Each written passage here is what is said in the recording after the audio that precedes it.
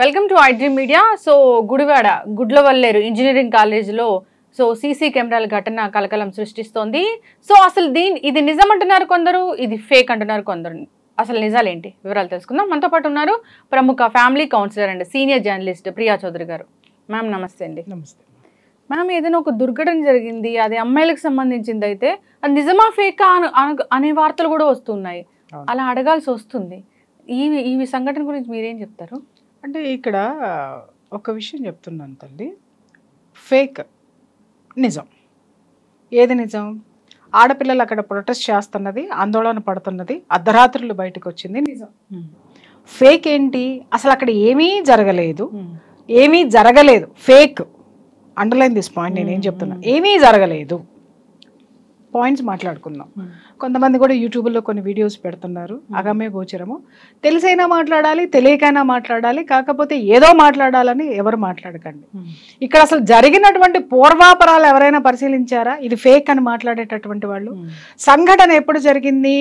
ఈ సంఘటన విద్యార్థినులకు తెలిసిన తరువాత, వాళ్ళకి ప్రూఫ్లు కనపడిన తర్వాత, ప్రూఫ్లు అంటే వీడియోలు పోయి వీళ్ళు చూసుకోవడమో లేకపోతే ఇంకొకటో కాదు, మగ విద్యార్థులు ఎవరైతే ఉన్నారో వాళ్ళు టాపిక్ మాట్లాడుకుంటున్నారు. ఒరే మనం చూసిన వీడియోలో పిల్ల ఈ పిల్లే కదా, ఇవే హ్యాండ్స్ కదా, అవి కదా, ఇవి కదా అని చెప్పేసి అని కామెంట్స్ చేసుకుంటుంటే అక్కడి నుంచి మొదలైంది ఈ ముసలం అనేది. అర్థమైందా? ఏంటివి వీడియోలో ఏం చూశారు అనేది దాని మీద దృష్టి పెట్టి అసలు ఇది ఏంటి అనేది కూపీ లాగితే బయటకు వచ్చినటువంటి విషయం ఇది. బయటకు వచ్చినప్పుడు మొత్తం విద్యార్థినులందరూ కూడా ఏం చేశారంటే పోయి కాలేజ్ యాజమాన్యానికి వీళ్ళు రిపోర్ట్ చేశారు. ఫస్ట్ రిపోర్ట్ చేశారు, ఈ ఆందోళన రాత్రి జరిగింది కాదు. Underline this point. రాత్రికి రాత్రి పుట్టినటువంటిది కాదు. 1 వీక్ 10 days బ్యాకే ఇది జరుగుతుంది. 10 days గా జరుగుతుంది. 1 వీక్ కిందట ఈ ఆడపిల్లలందరూ, హాస్టల్లో ఉన్నటువంటి ఆడపిల్లలందరూ వెళ్ళి యాజమాన్యానికి, వార్డెన్కి ఫస్ట్ ఇచ్చారు.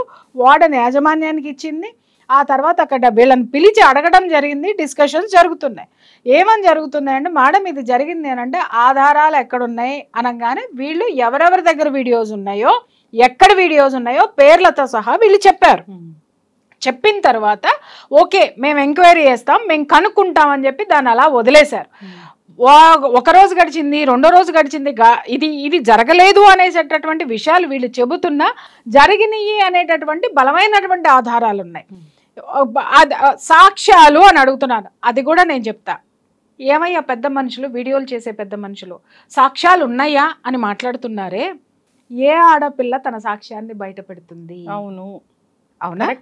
ఏ ఆడపిల్ల సాక్ష్యాన్ని బయటపెడుతుంది? ఇంకొకటి, సీసీ కెమెరాస్ అది సీక్రెట్ క్యామ్స్ పెట్టారట అని ఎప్పుడైతే ఇచ్చారో ఆడపిల్లలు పోయి ఎత్తుకునేటటువంటి నాలెడ్జ్ ఎక్కడ ఉంటుంది? ముందు కంగారు వస్తుంది, భయం వస్తుంది. పోయి బాత్రూమ్లో ఎతకరు, ఫస్ట్ వెళ్ళి కంప్లైంట్ చేస్తారు. కంప్లైంట్ చేయగానే వీళ్ళని హిడెన్ పెట్టేసేసి ఇమ్మీడియట్గా సాక్ష్యాధారాలు మొత్తము అక్కడి నుంచి క్లియర్ చేసేటటువంటి ఆ యొక్క కెపాసిటీ యాజమాన్యానికి ఉండదా? ఇది వారం రోజుల నుంచి నడుస్తుంది. రాత్రికి రాత్రి పుట్టలేదు. ఆ తర్వాత ఏమైనాయి అంటే, వీళ్ళు ఎవరెవరి పేర్లు అయితే చెప్పారో, ఎక్కడ వీడియోలు అయితే ఉన్నాయో, ఎవరి పేరు బయటకు వచ్చిందో అక్కడ వాడికి సంబంధించిన మొత్తం ఉప్పందించేసి మొత్తం డిలీట్ చేయించేశారు. ఇది జరిగినటువంటి విషయము. డిలీట్ చేపించేసేసిన తర్వాత వీళ్ళకి ఆందోళన పెరిగిపోయి వీళ్ళు ఏ చర్యలు తీసుకోవట్లేదు. వీళ్ళు పోతున్నారు, అడుగుతున్నారు, వస్తున్నారు. వెళ్ళినప్పుడల్లా మనము ఆ ఆడియోస్లో అమ్మాయిల మాటలు వింటున్నాం, ఏడుస్తున్నారు పిల్లలు. మేము కాలేజ్ వాళ్ళు మమ్మల్ని బెదిరిస్తున్నారు, డ్రగ్స్ కేసులో ఇరికిస్తాము అని చెప్పేసి అని. ఇక్కడ ఆడపిల్లలు ధైర్యం తెచ్చుకొని ఆలోచించాల్సింది ఏంటంటేనమ్మా, మీ కాలేజీ యాజమాన్యం మిమ్మల్ని డ్రగ్స్ కేసులో ఇరికిస్తే మీ కాలేజ్ కూడా ఇరుక్కుంటుంది. అదే ఆడపిల్లలు తెలుసుకోవాల్సినటువంటి.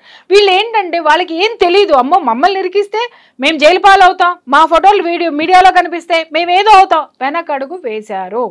కానీ రాత్రికి రాత్రే ఆడపిల్లలు 300 మంది ఆడపిల్లలు కలిసికట్టుగా అక్కడికి వచ్చి సెల్ ఫోన్లో ఉన్నటువంటి టార్చ్ లైట్స్ ఆన్ చేసుకుని మరి అంత ఉద్రిక్తమైన వాతావరణం జరిగింది అనంటే, బాస్ మాట్లాడేటటువంటి పెద్ద మనుషులు లోపల యాజమాన్యానికి ఆ స్టూడెంట్స్కి మధ్య ఎన్నిసార్లు వాగ్వివాదాలు జరిగి ఉంటాయి, వీళ్ళు ఏ విధంగా వాళ్ళ గోడును వెళ్ళబోసుకున్నారు. వీడియోలు తీసుకురావాలంటే చూసేవాడు ఇస్తాడా వీడియో? లేకపోతే ఉంది అని తెలిసిన అమ్మాయి తీసుకొస్తుందా వీడియో? ఏ ఆడపిల్ల వీడియోని బయట పెడతారు? అడగడానికి కొంచెమన్నా జ్ఞానం ఉండొద్దా వీళ్ళకి? వీడియోల ఆధారాలు ఉన్నాయా? సీసీ కెమెరాలన్నిటినీ కూడా హిడెన్ కెమెరాస్ అన్నిటినీ డైల్యూట్ చేసే కాలేజ్ యాజమాన్యం డైల్యూట్ చేసి ఉండదని ఎందుకు మాట్లాడరు? అంతమంది ఆడపిల్లలు అరే మేము బహిర్గతం అయ్యామనే భయంతో ముందుకు వచ్చి మాట్లాడుతుంటే ఒక్క గొంతు కన్నా ఆడపిల్లల వైపు మాట్లాడుతుందమ్మా. రైట్, వీళ్ళు అన్నట్టుగానే అది ఫేక్ అనే అనుకుందాం. ఫేక్ అనిపించినప్పుడు ఇంత ఉద్రిక్తత ఎక్కడి నుంచి వచ్చింది?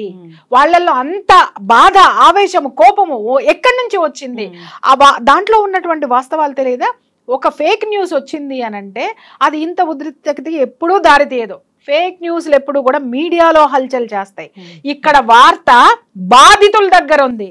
ఇవాళ మీడియాలన్నీ కవర్ చేయబడ్డాయా లేకపోతే మీడియా గొంతుక మూగబోయిందా? మరి కలకత్తాలో జరిగినటువంటి విషయాన్ని మనం సీరియల్గా మాట్లాడుకున్నామే, మరి ఇక్కడ ఏం జరిగింది అనేటటువంటిది మాట్లాడేటటువంటి దమ్ము ధైర్యం ఎవరికి ఉంది? అది ఆడపిల్లల గుండె ఘోష. కనీసం పట్టించుకోండి. ఇంకొక విషయం, ఇక్కడ మేమన్నీ పరిశీలించాము, ఏమి పోలీసులు ఎప్పుడొచ్చి చెప్పారు అమ్మ ఆ విషయాన్ని? వీళ్ళు కంప్లైంట్ ఇచ్చిన వారం రోజుల తర్వాత వచ్చారు. వారం రోజుల తర్వాత వచ్చి మొత్తం అన్ని చూసి మీరేం భయపడకండి, దీంట్లో ఏం లేవు తూచ్ అనేసారు. వారానికి ముందు చేసి ఉండున్నట్టయితే సాక్ష్యాలు బయటికి వచ్చాయి కదా. నేను ఇక్కడ ఏ పార్టీకి గురించి మాట్లాడటలేదు, దేని గురించి అవగాహన లేకుండా స్టేట్మెంట్లు ఇవ్వద్దనే రిక్వెస్ట్ చేస్తున్నాను మిత్రులందరికీ కూడా. ఫస్ట్ ఎందుకంటే 1 వీక్ బ్యాక్ ఇచ్చినటువంటిది నిన్న రాత్రి ఆందోళన జరిగింది. కారణం ఏంటంటే సాక్ష్యాలు మాయం చేస్తున్నారు, వీళ్ళు మాకు స్పందించడం లేదు, మమ్మల్ని బెదిరిస్తున్నారు, ఇవి ఆల్రెడీ ఖండాంతరాలు దాటిపోతే మా పరిస్థితి ఏమిటి అనేటటువంటి ఉద్రిక్త వాతావరణంలో ఉన్నప్పుడు వీళ్ళందరూ కలిసి ఎవరిని అడగాలి? కాలేజీ యాజమాన్యాన్ని చొక్కా పట్టుకొని బయటికి లాక్కురావాలి. మరి ఇన్ని సంవత్సరాల ఘన చరిత్ర కలిగినటువంటి ఆ కాలేజీలో ఇవాళ ఎందుకు ఉమ్మేస్తున్నారు? ఇవాళ ఎందుకు బయటకు వస్తున్నాయి? వారం రోజుల కిందట వచ్చినప్పుడు స్వచ్ఛందంగా కాలేజీ యాజమాన్యం పోలీసులను పిలిచి ఎంక్వైరీ ఎందుకు చేయించలేదు? బయటికి చెప్పాల్సిన అవసరం లేదు. మరి అంత గొప్ప కాలేజీ, అంత గొప్పగా పలుకుబడి ఉన్నటువంటి కాలేజీ ఏ రోజుకైనా సరే ఇది మా మీద పడుతుంది కాబట్టి మీరు ఓపెన్ గా ఎంక్వైరీ చేయండి అని ఎందుకు చెప్పలేదు? వాయిస్ రికార్డులన్నీ వింటున్నాం, ఇవాటికి వస్తాయి, ఇంకా వస్తాయి, ఖచ్చితంగా సాక్ష్యాలు బయటకు వస్తాయి. ఇవాళ మన వాళ్ళు మర్చిపోయింది ఏంటి అని అంటే సోషల్ మీడియా ఇవాళ చాలా బలంగా ఉంది. ఎవడు నోరు మూసుకొని కూర్చున్నా ఇంకొక చోటైనా సరే అది బయటికి వస్తుంది. దయచేసి అంతమంది ఆడపిల్లల గుండె ఘోషని, వాళ్ళ వేదనని వినండి. వారం 10 రోజుల నుంచి మేనేజ్మెంట్ ఏం చేస్తుంది? మేము నిన్న 5 గంటలకి కంప్లైంట్ ఇస్తే కానీ ఇంకా మాకు తెలియదు అంటున్నారు. ఏంటి రాత్రికి ఎలా ప్రూవ్ చేస్తారండి ఫేక్ న్యూస్ అని? రాత్రి నిన్న 1 మంత్ అడిగారు ఇన్వెస్టిగేషన్ కి, మరి రాత్రి ఫేక్ న్యూస్ ఎలా ప్రూవ్ చేస్తారు? అమ్మాయి వాళ్ళు పిలిపించండి, వాళ్ళు పిలిచి మా ముందు దగ్గర చెప్పించండి. మమ్మల్ని కేసు తప్పంటే మా మీద రివర్స్ కేసు పెడతారండి. ఎలా పెడతారు మా మీద కేసు? మేమేం చేసాం మా మీద పెడతారు?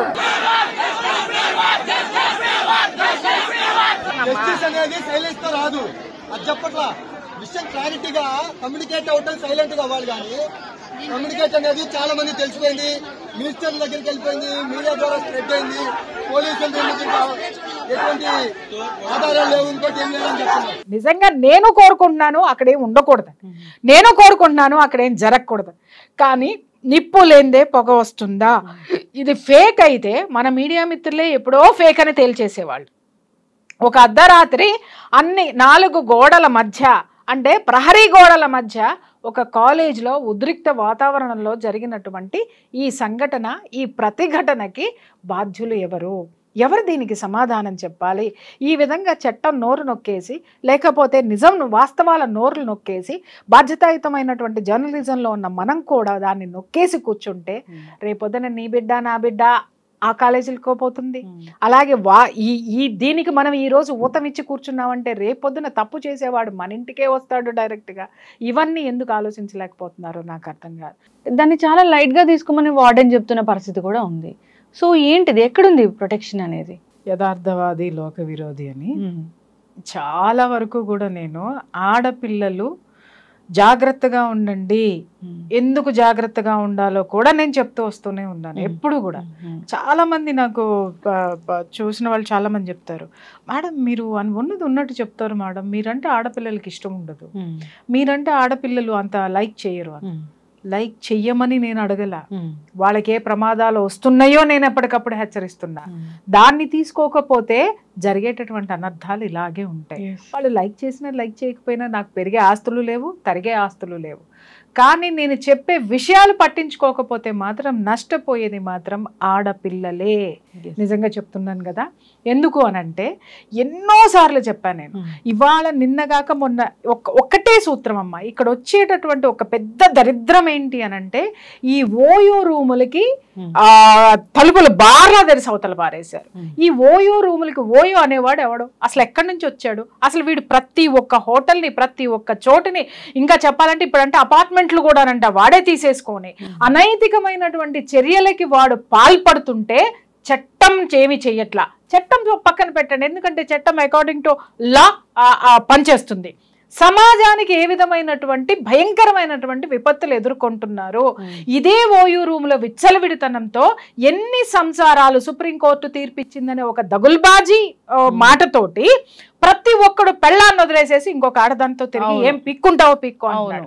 ప్రతి ఒక్కటి మొగుడిని వదిలేసి నాకు ఆల్రెడీ నాకు ఈ హక్కు ఉంది, ఇంకొకరితో తిరిగేటటువంటి హక్కు ఉంది, ఏం పిక్కుంటావో పిక్కోండి పోండి అని సంసారాన్ని పిల్లల్ని వదిలేసి ఒక శారీరక సుఖాలకి కక్కుర్తపడి సంసారాలని కుటుంబ వ్యవస్థని నాశనం చేస్తున్నటువంటి పరిస్థితులు ఇవాళ ఉన్నాయి. అవన్నీ పక్కన పెడితే ఇవాళ ఓయూ రూమ్ లో నేను చాలా సార్లు చెప్పాను, 14 సంవత్సరాల ఆడపిల్లల దగ్గర నుంచి ఓయో రూములకు వెళ్తున్నారు. ఓయో రూముల్లో ఇవన్నీ జరుగుతున్నాయి. ఈ రోజు ప్రతి ఒక్కడు నాకు డబ్బు వస్తే చాలు, సమాజం ఎట్లా పోతే ఏంటి, ఎవడెట్లా పోతే ఏంటి అనుకుంటున్నారు.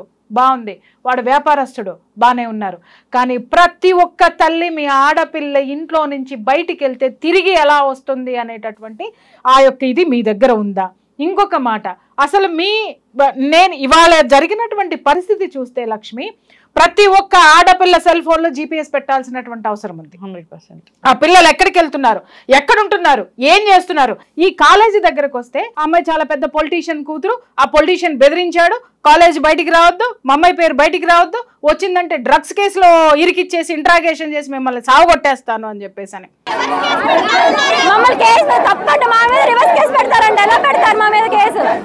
అదే పొలిటీషియన్ కి చెప్తున్నా, నీ ఒక్క కూతుర్ని కాపాడుకోవడానికి నువ్వు డ్రగ్స్ కేసుల్ని, నువ్వు వ్యవస్థల్ని, నువ్వు చట్టాన్ని, న్యాయస్థానాల్ని నువ్వు వాడేసుకుంటే జనం ఎక్కడికి పోవాలి మిస్టర్?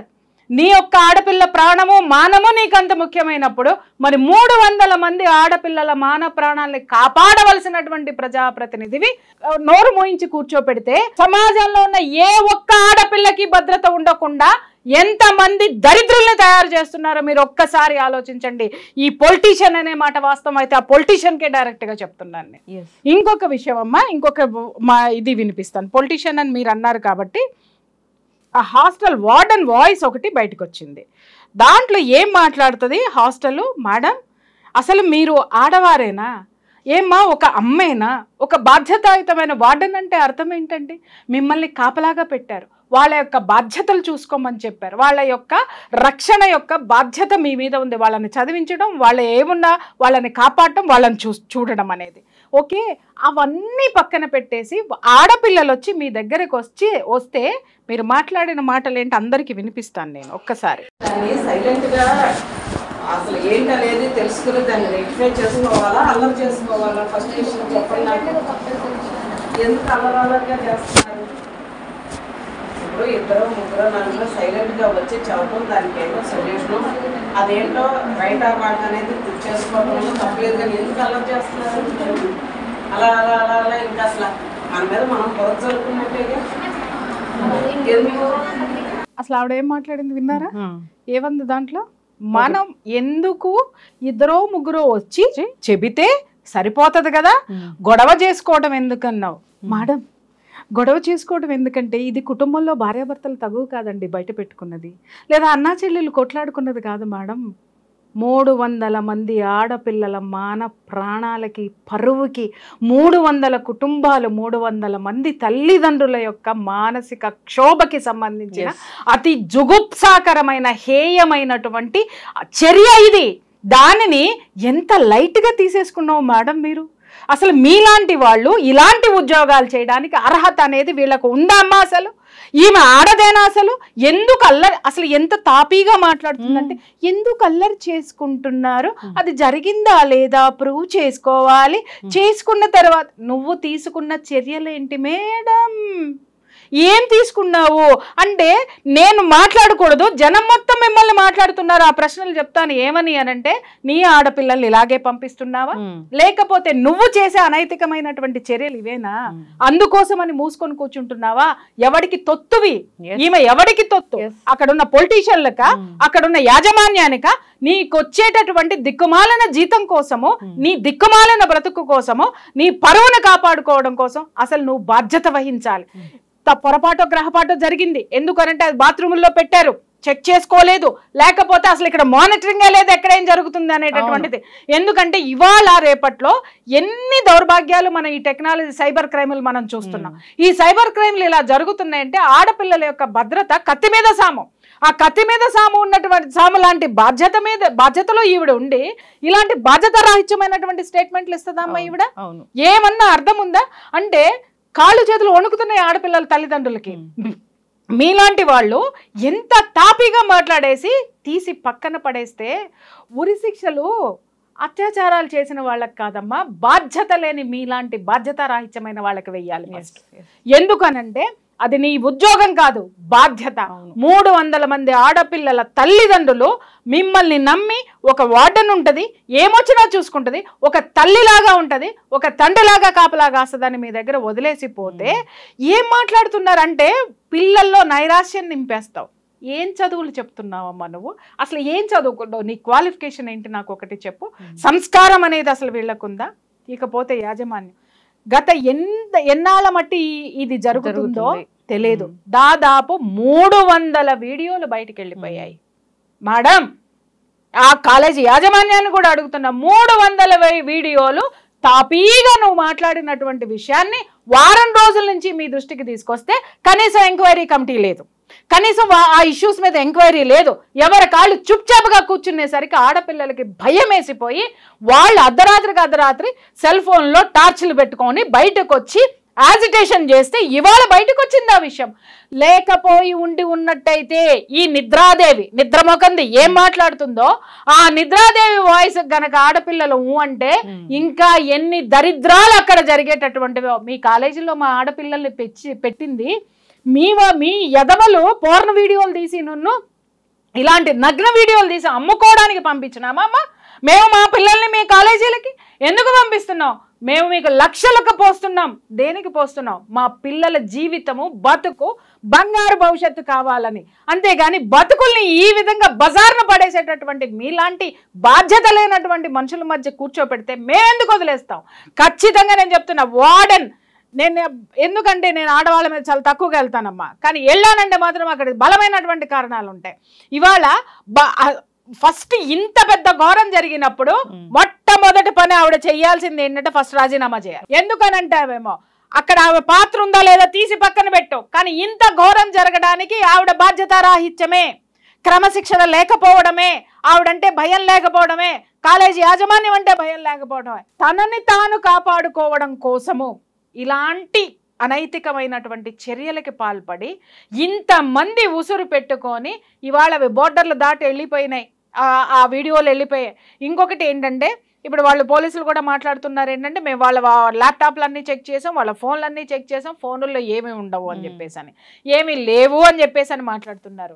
ఏమీ లేకపోతే 300 మంది ఆడపిల్లలు ఎందుకు అర్ధరాత్రి బయటకు వస్తారు నేను అడుగుతున్నాను. అసలు నీరు గార్చేటటువంటి ప్రయత్నం, కేసును నీరు గార్చేటటువంటి ప్రయత్నం ఇవాళ మీరు ఆ ప్రయత్నాలు చేస్తే సార్ ఇవాళ ప్రభుత్వాన్ని కాపాడటానికో లేకపోతే అక్కడున్న ప్రజా ప్రతినిధులను కాపాడడానికో కాలేజీ యాజమాన్యాలను కాపాడడానికో దీని మీద సమగ్రమైనటువంటి విచారణ జరపకుండా శిక్షలు వెయ్యకుండా ఉంటే మాత్రము ఇది భయంకరమైనటువంటి శిక్షలు రేపొద్దున వీళ్ళందరూ అనుభవించాల్సి వస్తుంది జనం చేతిలో.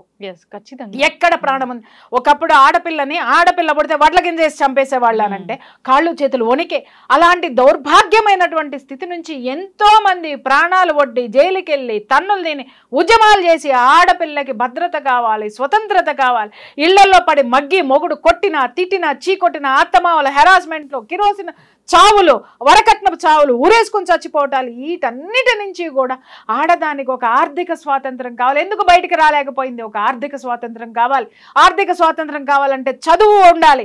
ఆ చదువు కావాలి. విద్యా హక్కుని మీద ఫైట్ చేసి స్వతంత్రం, స్వేచ్ఛ కావాలనేటటువంటి దాని మీద ఎంతో మంది మహిళా మూర్తులు ఫైట్ చేసి ఇవాళ స్వేచ్ఛనిస్తే ఆ స్వేచ్ఛ ఈ రోజు ఒక్క ఆడపిల్ల గడప దాటి 300 మంది ఆడపిల్లల బతుకుల్ని రోడ్డు మీద పెట్టింది అని అంటే ఇవాళ ఏమనిపిస్తుందంటే లక్ష్మి మళ్ళీ వెనకటికి వెళ్ళిపోయి 18 ఏళ్ళు రాగానే ఆడపిల్లలకు పెళ్లి చేసేస్తే బాగుండు, 18 ఏళ్ళు రాగానే బయటికి పంపించకుండా ఒక కుటుంబంలో ఒక భార్యగా ఒక ఇల్లాలని చేసేస్తే బాగుండు అనేటటువంటి ఆలోచనలు ఈ రోజు తల్లిదండ్రులకు వస్తున్నాయి. ఎక్కడ ఉందమ్మా భద్రత? ఎక్కడ ఉంది? కాలేజీల్లో భద్రత లేదు. అరే 8 నెలల నిన్నగాక మొన్న చూసాం 2 సంవత్సరాల పిల్లల్ని అత్యాచారం చేశాడు, 2 ఆడపిల్లల మీద, చిన్న పసికందుల మీద. అది పోయింది, అక్కడ లేదు. ఆ తర్వాత మరి స్కూల్ పిల్లల్ని చూసాం, అక్కడ లేదు. నిన్నగాక మొన్న కలకత్తాలో ఘోరమైనటువంటిది మెడికల్ కాలేజ్లో, అక్కడ ఆడపిల్లకి భద్రత లేదు. ఈ రోజు ఇంజనీరింగ్ కాలేజ్లో ఆడపిల్లలకే భద్రత లేదు. ఇవాళ ఎక్కడ ఉంది ఆడదానికి భద్రత? ఉద్యోగానికి పంపించామంటే చూసాం మనము, ఒక నిర్భయ కేసు చూసాం, ఒక అభయ కేసు చూసాం, ఇంకొకటి చూసాం, ఎన్ని చూసాం. ఆడది అర్ధరాత్రి స్వేచ్ఛగా తిరిగేటటువంటి ఆ యొక్క సిచ్యుయేషన్స్ లేవు. సరే, ఇక్కడ మీరు అడగచ్చు అర్ధరాత్రి ఎందుకు పోవాలంటే అని. ఎందుకు పోవాలి అనంటే ఇవాళ పరిస్థితులు ఎలా ఉన్నాయి? అర్ధరాత్రులు డ్యూటీలు వేస్తారు. ఇంకా చెప్తున్నాను కదా, ఈ ఎంఎన్సీ కంపెనీలు వచ్చిన తర్వాత నాకు తెలిసిన చాలా మంది ఆడపిల్లలకి నేనే చెప్తూ ఉంటాను, 3:30కి డ్యూటీ వేస్తారు, అర్ధరాత్రి 12:30కి అవుతుంది. సరే 12:30కి అయ్యిందా, వాళ్ళు సెక్యూరిటీని ఇచ్చి వెహికల్ ఇచ్చి ఏమన్నా పంపిస్తారంటే చాలా కంపెనీస్ సెక్యూరిటీ లేదు, ఏం లేదు, వాళ్ళ ఓన్ వెహికల్లో రావాల్సిందే. అంతకుముందు కూడా మనం చాలా మందిని చూసాం, క్యాబుల్లో పంపించినప్పుడు క్యాబ్ డ్రైవర్లు చేసినటువంటి అత్యాచారాలు కూడా మనం చూసాం. ఈ రోజు పగలు లేదు, రాత్రి లేదు, ఎప్పుడు లేదు. అసలు ఈ మహిళలకి వేసేటటువంటి డ్యూటీల విషయంలో ఒక సమయ పాలన ఎందుకు పాటించడం లేదు? దానికి సంబంధించి మనం ఫైట్ చేయాల్సినటువంటి అవసరం ఉంటుంది. ఇక్కడ చాలా మంది మాట్లాడతారు, ఆ దేశం నుంచి వచ్చినటువంటి కంపెనీలు కదండి, according to their time calculation మనం చెయ్యాలి అని చెప్పేసి అని మాట్లాడుతున్నారు. ఆ దేశంలో ఉన్నటువంటి వాడివి నా దేశానికి వచ్చి పెట్టుకున్నప్పుడు నా ఆడపిల్లకి నువ్వు ఇచ్చేటటువంటి భద్రత ఏంటి అనేది ఇక్కడ ప్రభుత్వాలు ఎందుకు అడగటం లేదు? అలాగే ఇక్కడ ప్రభుత్వాలు కొన్ని రూల్స్ అండ్ రెగ్యులేషన్స్ ఎందుకు పెట్టడం లేదు? ఎందుకు నార్మ్స్ లేవు అని అడుగుతున్నాను నేను ఈరోజు. ఇవాళ ఇంకొకటి కూడా నేను అడుగుతున్నాను, నేను చెప్తున్నానమ్మా ఈ పేరెంట్స్కి, మీ ఆడపిల్లల్ని ఎక్కడో ఉన్న పేరున్న కాలేజీల్లో మీరు చదివించాలనుకుంటున్నారు, లక్షలు డొనేషన్లు కట్టడానికి నగలే అమ్ముతున్నారు, ఆస్తులే అమ్ముతున్నారు, వడ్డీలకే తెస్తున్నారు, నానా పాటలు పడి కుక్క చాకిరీలు చేసి ఎన్నో కడుపు కట్టుకొని త్యాగాలు చేసి మీ పిల్లలకి లక్షలు కట్టడంలో నిమగ్నమై చూపించేటటువంటి ఇంట్రెస్ట్లో 10 రెట్టింపు మీ ఆడపిల్లకి భద్రత ఉందా లేదా అని ఎంతమంది పేరెంట్స్ గుండెల మీద చేసుకొని చెప్పండి, ఉన్నారా? ఎక్కడైనా ఉన్నారా? ఇవాళ చదువు చెప్పే లెక్చరర్లతోటి, టీచర్లతోటి ప్రాబ్లము, స్కూల్కి పంపించే వార్డ్ బాయ్స్ తోటి ప్రాబ్లము, ప్యూనులతోటి ప్రాబ్లము, అలాగే వార్డు బాయ్లు హాస్పిటల్లో ఉంటే వార్డు బాయ్స్ తోటి ప్రాబ్లము, అలాగే మెడికోస్కి చూస్తే అక్కడ సెక్యూరిటీ లేనటువంటి విషయం. భద్రత ఎక్కడ చచ్చిందయ్యా? ఎక్కడ చాలా డెవలప్ అయ్యాం, చాలా ముందుకెళ్తున్నాం, చాలా. అరే ఇవాళ సెల్ ఫోన్ కనుక్కుంటే అది ఎలా మిస్యూజ్ అవుతుంది? ఓయో రూముల్లోకి వెళ్ళి ఆ వీడియోలు తీసేదానికి మిస్యూజ్ అవుతుంది. ఆడపిల్లలు దేనికి మిస్యూజ్ చేస్తున్నారు? అమ్మ జ్ఞానం తెచ్చుకో, నీకు ఏదైనా సబ్జెక్ట్ తెలియదు ఉంటే ఇంటర్నెట్లో చూసుకొని చదువుకోమా అనే పేరెంట్స్ పంపిస్తే బాయ్ ఫ్రెండ్లతోటి చాటింగ్లు చేయడానికి దాన్ని ఉపయోగిస్తున్నారు అర్ధరాత్రులు అపరాత్రులు. అలాగే మగపిల్లలకి ఇచ్చి ఒరే ఉపయోగించుకోరంటే వాడేం చేస్తున్నాడు, హాయ్ బేబీ బాగున్నావా అని చెప్పేసి అని ఇంకొక దానికి గెలికేటటువంటి రెచ్చగొట్టేటటువంటి ప్రయత్నాల్లో వీళ్ళు ఉన్నారు. అలాగే ఇంకా చెప్పాలి అనంటే ఇదే సెల్ ఫోన్ల వాడకంలో ఎంతమంది వీటిని దుర్వినియోగం చేస్తున్నారు? అసలు వీటి మీద ఆంక్షలు ఎందుకు లేవు? అసలు చట్టం ఎందుకు పని చేయడం లేదని అడుగుతున్నా. ఇక్కడ ఫెయిల్యూర్ మొత్తం కూడా చట్టానిదే చెప్తున్నా. ఈ చట్టము ఎన్ని ప్రలోభాలకి గురవుతుంది, ఎన్ని ఒత్తిళ్లకి లోనవుతుంది, ఎందుకు గురి అవుతుంది? చట్టం స్వతంత్రంగా పని చేయదా? పని చేసేటటువంటి పరిస్థితులు లేవా? లంచం లంచం లంచం. వాస్తవం మాట్లాడుతున్నానమ్మా. ఈరోజు పోలీస్ స్టేషన్కి వెళ్ళాలంటే భయం వేస్తుంది. పోలీస్ స్టేషన్కి వెళ్తే నిన్ను నన్ను ఎవడు పట్టించుకోడు. జేబులో చేయి పెడితే అప్పుడు జేబు బరువుగా ఉంటే ఉన్నవాడికి మాత్రమే న్యాయం జరుగుతుందని చెప్పిన వాళ్ళు ఎంతమంది ఉన్నారో నా దగ్గర నాకు తెలుసు. మేము వెళ్ళినా కూడా ఇలా చేతులు కట్టుకొని నిలబడాల్సినటువంటి పరిస్థితులు నేను ఎన్నిటినో చూశాను. తర్వాత నుంచి నాకు నిజంగా చెప్తున్నాను కదా, ఎవడి కష్టం వాడు పడాలి, ఎవడి ఇది వాడు చూసుకోవాలి. పోరాడండి. ఈ చైతన్యం జనాల్లో నేను తీసుకురావడానికి కారణం అదే. వ్యవస్థలు భ్రష్టు పట్టిపోయినాయి వాళ్ళు మాట్లాడాలంటే. అలాగే మనుషులు కూడా, సమాజం కూడా భ్రష్టు పట్టిపోయింది. ఆలోచనలు లేవు. నీ బిడ్డను చదివించేటటువంటి కాలేజీలో ఎలాంటి సెక్యూరిటీ ఉందని లేదు. అలాగే అక్కడ ఏదన్నా తప్పు జరిగింది అని అంటే నీ బిడ్డ నీకు ధైర్యంగా చెప్పేటటువంటి స్వతంత్రతని ఆ బిడ్డకి ఆ ధైర్యాన్ని నువ్వు ఇవ్వడం లేదు. అలాగే ఇంకొక విషయం ఏంటంటే, ప్రతి ఒక్క తల్లిదండ్రులు ఆడపిల్లకి సెల్ ఫోన్ ఇచ్చేటప్పుడు ఒక్క వార్నింగ్ ఎందుకు ఇవ్వరు? ఈ సెల్ ఫోన్ ద్వారా నీ భవిష్యత్తును ఏదే విధంగా మిస్యూజ్ చేసుకున్నా పగిలిపోద్ది అని చెప్పేసినటువంటి భయము ఆడపిల్లల్లో ఈ రోజు లేదు. ఎట్లా పడితే అట్లా ఆడపిల్లలు మాట్లాడడం నేర్చుకున్నారు. నాకు అర్థం కాకడితే ఆడపిల్లలు అందరూ హక్కుల గురించి మాట్లాడేస్తారు. వాళ్ళకి ఏ హక్కులు ఉన్నాయో మాట్లాడతారు. సామాజిక బాధ్యత లేదు వీళ్ళకి. తల్లిదండ్రుల మీద చూసుకోవాల్సిన బాధ్యత లేదు వీళ్ళకి. తల్లిదండ్రులు ఏ కష్టపడి చదువులు చదివిస్తున్నారో వాటిని మర్యాదపూర్వకంగా వాటిని అందిపుచ్చుకొని వాటిని కంప్లీట్ చేసుకుని ఒక బాధ్యతాయుతమైన సిటిజన్గా ఎదగాలనేటువంటి బాధ్యతలు మాత్రం మాట్లాడరు. వీళ్ళకి ఏం కావాలో మాత్రం మాట్లాడతారు. నీకు ఇచ్చేటండి ఒక కాలేజ్కి నువ్వు వెళ్ళడానికి నీకు సర్వీస్ చేసేటటువంటి ఒక బస్సులో ఎక్కావు, ఒక ట్రైన్లో ఎక్కావు, దాన్ని మెయింటైన్ చేసేటటువంటి ప్రభుత్వానికి కానీ ఆ సిస్టమ్కి కానీ నువ్వు ఇచ్చిన మర్యాద ఏంటి? అలాగే నువ్వు అనుభవిస్తున్నవి చాలా వరకు గవర్నమెంట్ ఇస్తుంది. గవర్నమెంట్ ఎవరి ద్వారా ఇస్తుంది? సమాజంలో నీలాంటి వాళ్ళు నాలాంటి వాళ్ళు కట్టే ట్యాక్సుల ద్వారా నువ్వు అన్ని బెనిఫిట్స్ పొందుతున్నావు. అమ్మా ఆడపిల్లలు మీరు చదివేటటువంటి చదువుల్లో అన్ని మీరు లక్షలు ఖర్చు పెడితే వచ్చే కాదు. మాలాంటి వాళ్ళము ప్రతి మానవుడు కింద ఉన్నటువంటి కామన్ మ్యాన్ కూడా పప్పులు ఉప్పులు కట్టినటువంటి ట్యాక్సులతోటే మీరు బతుకుతున్నారు. ఫీజు రీఎంబర్స్మెంట్ ఎవరి జేబుల్లో నుంచి వస్తుందమ్మా?